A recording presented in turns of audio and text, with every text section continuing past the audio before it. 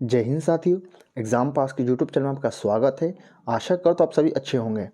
तो आप सभी को पता है कि जो बिहार दरोगा और बिहार पुलिस का जो एग्ज़ाम होने वाला है उसका फॉर्म बहुत ही जल्द आने वाला है। ठीक है, बहुत सारे पेपर में या आप टेलीग्राम पे या बहुत सारे आप यूट्यूब चैनल पे आप देख रहे होंगे कि एक न्यूज़ जो है चला आ रहा है कि जो इसका पोस्ट है लगभग 2000 के आसपास है। ठीक है, या 1900 इसके पोस्ट है बिहार दरोगा के लिए, और बिहार पुलिस के लगभग मेरे ख्याल से 20,000 है। ठीक है, तो आप मान के चलिए कि इसका जो फॉर्म है ना बहुत जल्द आने वाला है। जैसे जनवरी आपका तो स्टार्ट हो गया है, और इसमें बहुत ही जल्द आप लगभग 1 हफ्ते के अंदर या 10 दिन के अंदर आप देखेंगे कि फॉर्म के बारे में डिटेल्स आनी स्टार्ट हो गई हैं, और इसका फॉर्म जो है बहुत जल्द आपको भराना स्टार्ट हो जाएगा। और जैसे ही फॉर्म फिल होता है मान लीजिए जनवरी में, तो फिर फरवरी और मार्च यानी कि मार्च या अप्रैल से पहले आपका एग्ज़ाम होना तय है। तो जब तक तैयारी आप पहले से नहीं करेंगे, जब तक पहले से आप टेस्ट सीरीज नहीं लगाएंगे, जब तक पहले से आप कोई बुक नहीं पढ़ेंगे, तब तक एग्ज़ाम कैसे निकलेगा। आपने मन में टारगेट तो बना ही लिया होगा कि जो आगामी बिहार दरोगा या बिहार पुलिस आने वाला है उसमें आपको एक सीट चाहिए ही चाहिए, तो उसके लिए कड़ी मेहनत करनी होगी। तो इसी कारण से हम लोग जो है ज्ञान बिंदु जीएस एकेडमी का डेली टेस्ट सीरीज चलाते हैं। यूट्यूब पे इसके कम से कम 10 वीडियो, जो नया साल का 10 वीडियो है वो हम लोग ने अपलोड कर दिया है। यानी कि कहने का मतलब ये है कि ये डेली एक वीडियो जो है चैनल पे अपलोड होता है, तो आप इसे जाके देखिए। ठीक है, और बाकी पहले का वीडियो है तो आप उसे मत देखिएगा, लेकिन जो नए सीरीज से वीडियो डाला जा रहा है 2025 का प्लेलिस्ट बना दिया गया है, तो आप उसे जाके देखिएगा, और डेली एक वीडियो आपको प्रोवाइड कराया जाएगा। इसे देखिए, ये काफ़ी बेनिफिशरी है। ठीक है, चलिए उसी क्रम में हम लोग चलते हैं, आज का नया वीडियो देख लेते हैं। ये देख लीजिए, विज्ञान बिंदु जीएस एकेडमी का ये टेस्ट सीरीज है, और आपका ये डेली टेस्ट शुरू होता है, ये भी देख लीजिए डेली टेस्ट होता है। इसमें टोटल 50 एमसीक्यू होते हैं, बहुत इंपॉर्टेंट होते हैं वो। चलिए आगे देखते हैं। और इसमें डेली नया नया सब्जेक्ट होता है, जैसे आज सोशल साइंस हो गया तो आपको कल करंट मिलेगा, तो परसों आपको साइंस एंड टेक मिलेगा, तो उसके बाद आपको इकोनॉमिक्स के क्वेश्चन मिलेंगे। इस टाइप के इसमें क्वेश्चन वीडियो जो है, वीडियो में आपको क्वेश्चन देखने को मिलते हैं। यानी कहने का मतलब ये है कि डेली आपको जो है इसमें अच्छा कंटेंट मिलेगा। इसीलिए मैं कह रहा हूँ आप चैनल से बने रहिए। जो लोग भी चैनल पर नए आ रहे हैं, इस चैनल को सब्सक्राइब कर लीजिए और टेलीग्राम ग्रुप जाकर ज्वाइन कर लीजिए, क्योंकि इसका पीडीएफ जो है आपको वहाँ पर टेलीग्राम पर प्रोवाइड करा दिया जाता है। ठीक है, तो चलिए शुरू करते हैं आज का पहला क्वेश्चन। पहला क्वेश्चन शुरू करते हैं। दिया गया इसमें, निम्न में से कौन सा स्थल प्रागैतिहासिक चित्रकला के लिए प्रसिद्ध था? प्रसिद्ध है, आंसर हो जाएगा डी, यानी कि भीमबेटका। क्या हो जाएगा इसका आंसर? भीमबेटका। आगे देखते हैं क्वेश्चन नंबर 2 की ओर। दिया है, निम्नलिखित में से कौन से स्थल में 3 नगरों के अवशेष प्राप्त हुए हैं? आंसर हो जाएगा आपका धौलावीरा। क्या हो जाएगा आंसर? धौलावीरा। कभी कभी आप वीडियो खुद से पॉज करके इसको बनाने की कोशिश किया कीजिए। क्वेश्चन नंबर 3 देखते हैं, निम्नलिखित में से कौन सा ब्राह्मण ग्रंथ ऋग्वेद से संबंधित है?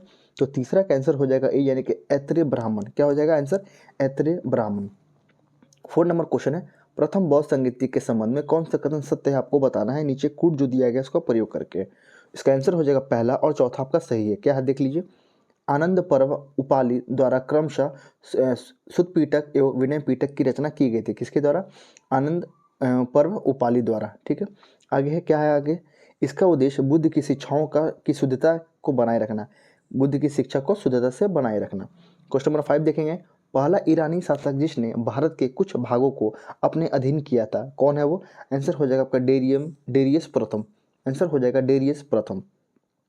क्वेश्चन नंबर 6 है, दिया गया आपका राजवंश है और उसकी राजधानी है, तो 6 का आंसर हो जाएगा ए, यानी कि ए का 4, यानी कि शुंग हो जाएगा आपका पाटलिपुत्र, सातवाहन हो जाएगा आपका 3, यानी कि पैठन, कदम्ब हो जाएगा आपका यहाँ पे 2, यानी कि बनवासी, और चंदेल हो जाएगा आपका महोबा।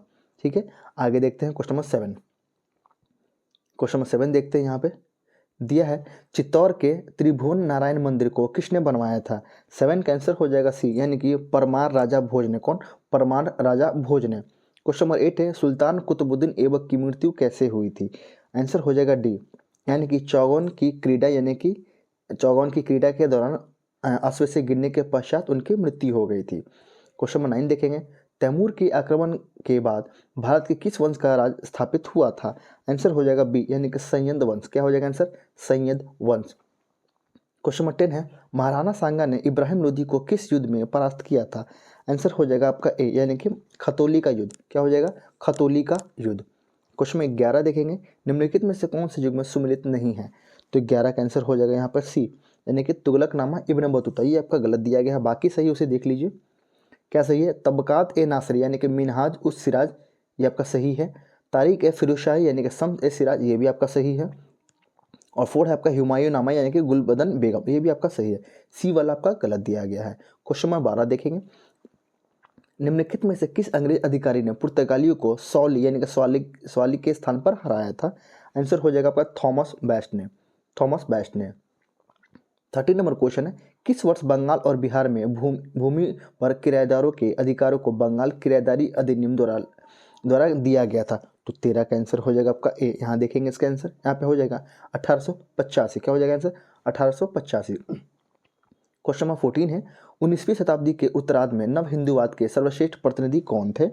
आंसर हो जाएगा आपका 14 का यहाँ पे बी, यानी कि स्वामी विवेकानंद। कौन हो जाएंगे? स्वामी विवेकानंद। आगे है 15 नंबर क्वेश्चन, नील आंदोलन का समर्थन करने वाले हिंदू पैट्रियाट के संपादक कौन थे? आंसर हो जाएगा हरीश चंद्र मुखर्जी। कौन है? हरीश चंद्र मुखर्जी।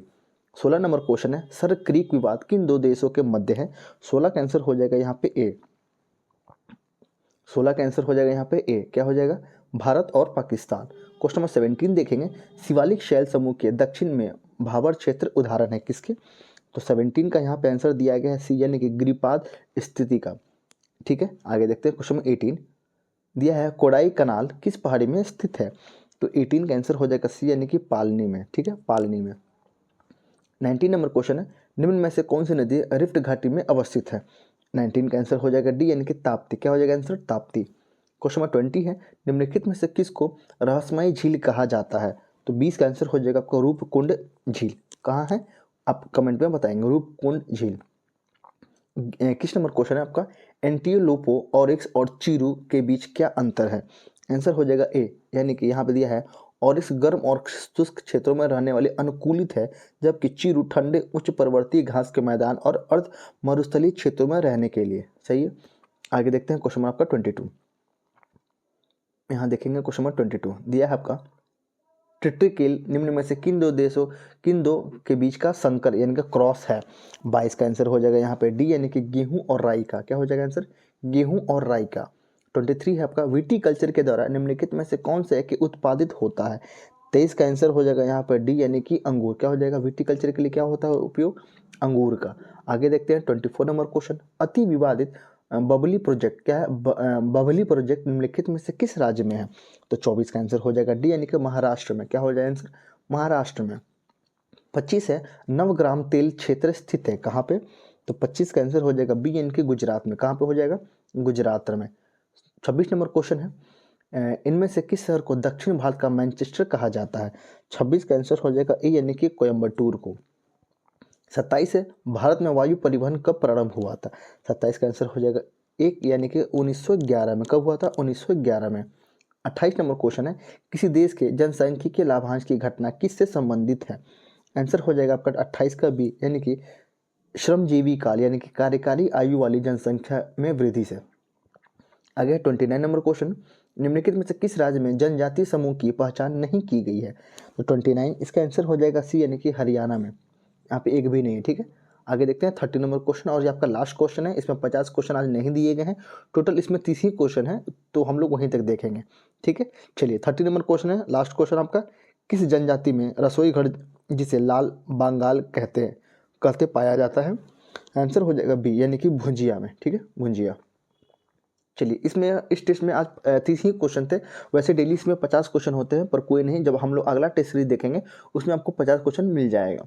आशा करता हूं आपको ये वीडियो अच्छा लगा होगा, तो प्लीज़ वीडियो को लाइक कीजिएगा और चैनल को सब्सक्राइब कीजिएगा। अगर आपको इसका PDF चाहिए तो आप जाकर टेलीग्राम ज्वाइन कर लीजिए, वहाँ पर आपको PDF प्रोवाइड करा दिया जाएगा। अगर आपको किसी और भी चीज़ का वीडियो चाहिए तो आप मुझे कमेंट बॉक्स में लिखिएगा, मैं उसे प्रोवाइड कराने की पूरी कोशिश करूँगा। तब तक के लिए धन्यवाद।